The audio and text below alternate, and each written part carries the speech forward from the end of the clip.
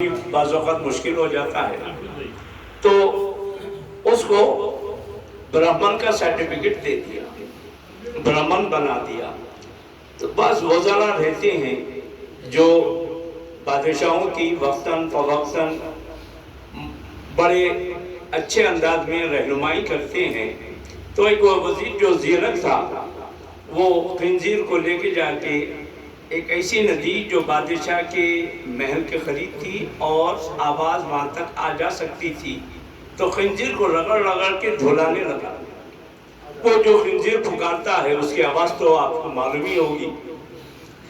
بادشاہ وہاں سے جھانک کے دیکھا یہ کیا ہو رہا ہے، تو وزراء کو بھیجا کیا ہے؟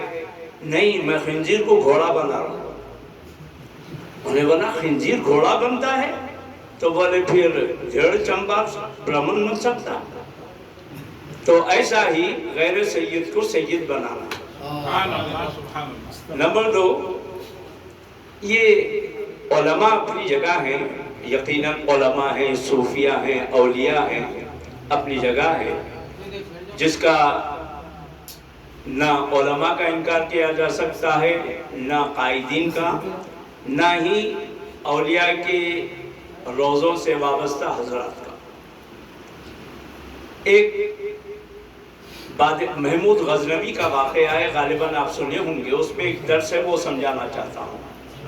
محمود غزنوی نے کہا کہ مجھے خضر سے ملنا ہے، خضر بھی بول سکتے ہیں، خضر بھی، خضر سے ملنا ہے۔ تو ایک شخص بولا میں بندوبست کر سکتا ہوں۔ چنانچہ بولا کیا طریقہ ہے؟ بولے میرے کو ندی کے پاس، تالاب کے پاس، دریا کے پاس جہاں پانی ہو اچھی مقدار میں، وافر مقدار میں، وہاں پر 6 مہینے میرے کو وظیفہ کرنا پڑے گا۔ بولے ٹھیک ہے، تیرے کو اجازت ہے؟ نہیں، میں تو جاؤں گا، میری بیوی بچوں کا کیا ہوگا؟ بولے میں دیکھ لوں۔ بات آئی گئی، 6 مہینے کے بعد آ کے بولا ایک غلطی کی وجہ سے پورے کی کرائے پہ پانی پھر گیا، تو پھر بولے اور 6 مہینے کرنا پڑے۔ اجازت مل گئی۔ بولے پھر میرے گھر بار کا میں دیکھ لیتا ہوں۔ وقت آ گیا، 6 مہینے کے بعد آ کے بولا مجھے کچھ آتا جاتا نہیں، میں اپنے خاندان کو پالنے کا ایک آئیڈیا ڈھونڈ رہا تھا، آئیڈیا مل گیا، وہ کام کرنا۔ بادشاہ بولا، وزراء سے بولا کیا سزا ہونا چاہیے؟ ایک ہاتھ اٹھا کے بولا صاحب اس کو پھانسی دے دو۔ تو وہاں ایک بزرگ تھے سفید ریش والے، آپ کیا بولتے؟ صحیح بول رہا ہے۔ تو اس کے بعد دوسرے سے پوچھے کیا کرنا چاہیے؟ تو دوسرا بولا صاحب پھانسی دینے سے کیا ہونے والا، ایک دم مر جاتا، اس کا گلا کاٹو، ٹکڑے ٹکڑے کر کے خیمہ کر دو تاکہ دوسروں کے لیے عبرت ہو جائے۔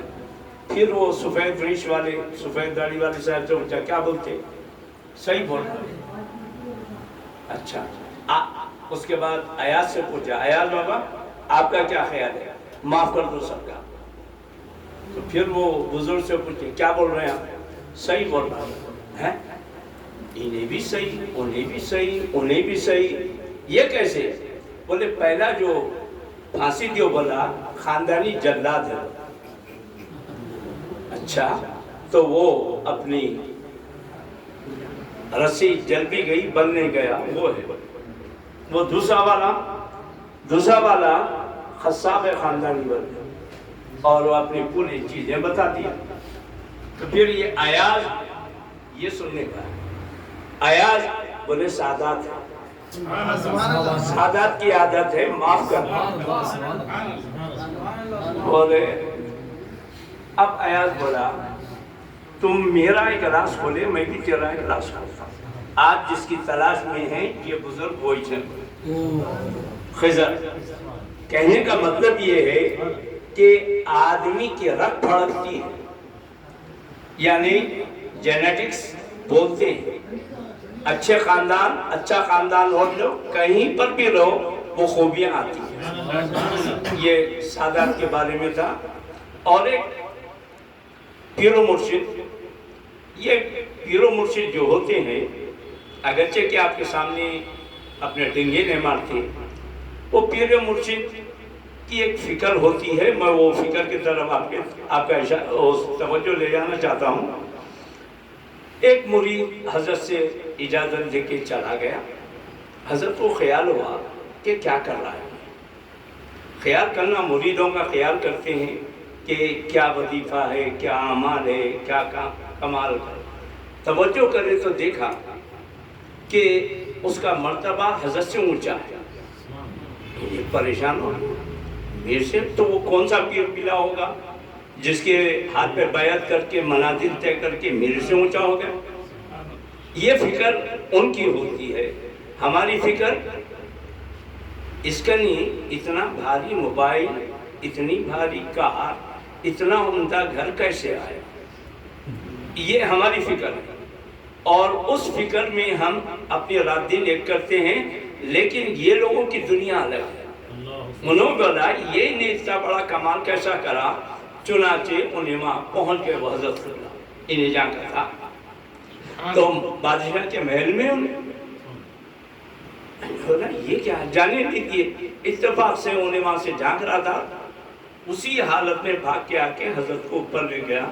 لے آنے کے بعد اب کھڑا ہو گیا. بولے میرے بعد تو کس کے ہاتھ پہ بیعت کرا. بولے سرکار جب آپ کے ہاتھ پہ بک گیا تو بک گیا فار ایور. میں دوبارہ کسی کے نہیں. میں دیکھا کہ تیرے مراتب اونچے ہو گئے، یہ کیسا ہے. بولے مجھے پتا نہیں آخر کچھ تو ہے، تیرے روٹین پر کو بتا. تو انہیں بولا سرکار میں رفاع عام کے کام کرتا ہوں، پبلک کی آسانیاں پیدا کرتا ہوں. کہیں کنویں کھدا دیا جیسے بورویل، سرائے بنا دیا، دواخانے قائم کر دیا، درسگاہیں بنا دیا، وغیرہ وغیرہ وغیرہ. بولے تو بولے یہی چیز تیرے مقام کو اونچا کرتی ہے. تو یہ ہمارے جو لیڈر ہوتے ہیں ان کو پتہ نہیں ہوتا کہ انہوں کیا کریں. یہ لیڈر بڑی چیز ہوتی ہے. ایک ذہن میں رکھ لو، انہوں چاہے ایکس ہو یا پریزنٹ ہو وہ اپنی جگہ ہے. اس کو تو یہ آپ سادات کا بھی سن لیے اور اللہ آپ کو نیکی دے. صحبت پہ بھی ایک واقعہ سن لیں، ابھی یاد آیا. حضرت قبلہ بولے بابا اب آپ جاؤ. خاتم تھا، اب آپ جاؤ، یہاں نہیں رہنا. کہاں جاتے جاؤ، یہاں نہیں رہنا. چلے گئے. خیال آیا جیسا اس سے پہلے کے واقعے میں ہے کیا کر رہا ہوں گا. تو کوئی مشروب پی رہے تھے، چائے، دودھ، پانی. تصور جمائے کہ کہاں ہوں گا. تو کھیت میں کام کر رہا اور مڑی بنا رہا. کھیتوں کی مڑی ہوتی نا، ادھر کا پانی ادھر نہیں جانا. تو حضرت قبلہ ایسا اشارہ کرے تو مڑی ٹوٹ گئی. تو فوری انہوں کیا رہی بول کے جوڑا دیا. سیکنڈ ٹائم کرے پھر مڑی ٹوٹی، پھر جوڑا دیا. تھرڈ ٹائم کرے تو انہوں نے بولے there is someone، کوئی ہے جو میری توجہ اپنی طرف مبذول کرانا چاہتا ہے. تو وہاں سے دیکھا انہیں کہ حضرت قبلہ متوجہ ہیں تو ان کے قدموں پہ مٹی پھینکا. یعنی یہ بتانے کے لیے میں پرواز پہ ہوں. خلاصہ کلام اس کو جو یہ ملا ہے خادم کو صحبت کی وجہ سے. صحبت بہت بڑا کردار ادا کرتی ہے. اسی لیے ہمیں حکم ہے کونوا مع الصادقین، صادقین کے ساتھ ہونا.